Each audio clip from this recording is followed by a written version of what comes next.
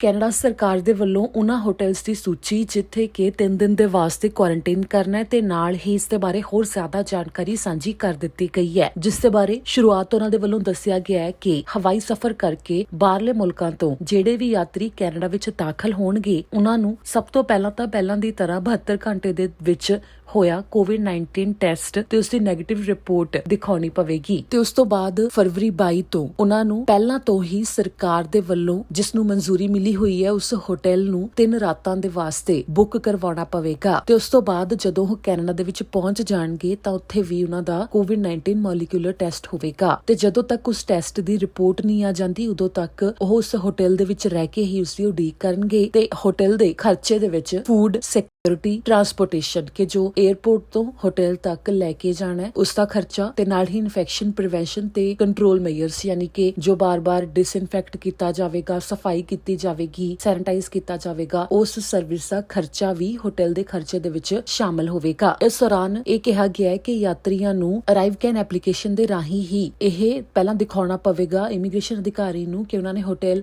Reserve ਕੀਤਾ ਹੋਇਆ ਹੈ ਤੇ ਉਸ ਦੇ ਵਾਸਤੇ ਪਹਿਲਾਂ ਤੋਂ ਖਰਚੇ ਦਾ ਭੁਗਤਾਨ ਵੀ ਕੀਤਾ ਹੋਇਆ ਹੈ, ਜਿਸ ਦੀ ਕਿ ਜੋ ਅਰਾਈਵ ਕੈਨ ਦੀ ਪਹਿਲਾਂ ਤੋਂ ਵੀ ਰਸੀਦ ਬਣਦੀ ਹੈ ਉਸ ਵਿੱਚ ਜਾਣਕਾਰੀ ਮੌਜੂਦ ਹੋਵੇਗੀ। ਇਸ ਦੇ ਨਾਲ ਹੀ ਇਹ ਵੀ ਕਿਹਾ ਗਿਆ ਹੈ ਕਿ ਉਸ ਤੋਂ ਬਾਅਦ ਜਦੋਂ ਰਿਪੋਰਟ ਆ ਜਾਂਦੀ ਹੈ, ਰਿਪੋਰਟ ਨੈਗੇਟਿਵ ਹੁੰਦੀ ਹੈ ਤਾਂ 14 ਦਿਨ ਦੇ ਵਾਸਤੇ ਜਿਸ ਥਾਂ ਦੇ ਉੱਤੇ ਉਹਨਾਂ ਨੇ ਕੁਆਰੰਟਾਈਨ ਦਾ ਇੰਤਜ਼ਾਮ ਕੀਤਾ ਸੀ ਉਹ ਪੂਰਾ ਕਰਨਾ ਹੈ। ਇੱਥੇ ਜ਼ਿਕਰਯੋਗ ਹੈ ਕਿ 22 ਤਰੀਕ ਤੋਂ ਨਾ ਸਿਰਫ ਜਦੋਂ ਤੁਸੀਂ 에ਅਰਪੋਰਟ ਦੇ ਉੱਤੇ ਪਹੁੰਚਣਾ ਹੈ ਉਦੋਂ ਕੋਵਿਡ-19 ਦਾ ਟੈਸਟ ਹੋਣਾ ਸ਼ੁਰੂ ਹੋ ਰਿਹਾ ਹੈ, ਸਗੋਂ ਜਦੋਂ ਤੁਸੀਂ ਕੁਆਰੰਟਾਈਨ ਕਰਨ ਦੇ ਵਾਸਤੇ ਘਰ ਵੀ ਜਾਣਾ ਹੈ ਤਾਂ ਉਸ ਦੌਰਾਨ 14 ਦਿਨ ਦੇ ਵਿੱਚ ਜਦੋਂ ਅੰਤ ਵਾਲੇ ਦਿਨ ਹੋਣਗੇ ਤਾਂ ਉਸ ਸਮੇਂ ਕੋਵਿਡ-19 ਮੋਲੀਕੂਲਰ ਟੈਸਟ ਆਪ ਵੀ ਤੁਹਾਨੂੰ ਕਰਨਾ ਪਵੇਗਾ, ਜਿਸ ਦੇ ਲਈ ਯਾਤਰੀਆਂ ਨੂੰ ਕੋਵਿਡ-19 ਟੈਸਟ ਕਿੱਟ ਦਿੱਤੀ ਜਾਵੇਗੀ ਤੇ ਨਾਲ ਹੀ 에ਅਰਪੋਰਟ ਦੇ ਉੱਤੇ ਜਦੋਂ ਉਹ ਵਾਪਸ ਜਾਣ ਲੱਗਣਗੇ ਤਾਂ ਉਹਨਾਂ ਨੂੰ ਜਾਣਕਾਰੀ ਦਿੱਤੀ ਜਾਵੇਗੀ ਕਿ ਉਸ ਕਿੱਟ ਦੀ ਵਰਤੋਂ ਕਿਵੇਂ ਕਰਨੀ ਹੈ ਤੇ ਘਰ ਵਿੱਚ ਹੀ ਉਹਨਾਂ ਨੇ ਕੋਵਿਡ-19 ਦਾ ਟੈਸਟ ਕਿਵੇਂ ਕਰਨਾ ਹੈ। ਜੋ ਸਰਕਾਰ ਦੇ ਵੱਲੋਂ ਹੋਟਲਸ ਦੀ ਸੂਚੀ ਜਾਰੀ ਕੀਤੀ ਗਈ ਹੈ ਉਸ ਦੇ ਵਿੱਚ ਜੋ ਕੈਲਗਰੀ ਇੰਟਰਨੈਸ਼ਨਲ 에ਅਰਪੋਰਟ ਦੇ ਉੱਤੇ ਪਹੁੰਚਣਗੇ ਉਹਨਾਂ ਦੇ ਵਾਸਤੇ 2 ਹੋਟਲ ਨੇ,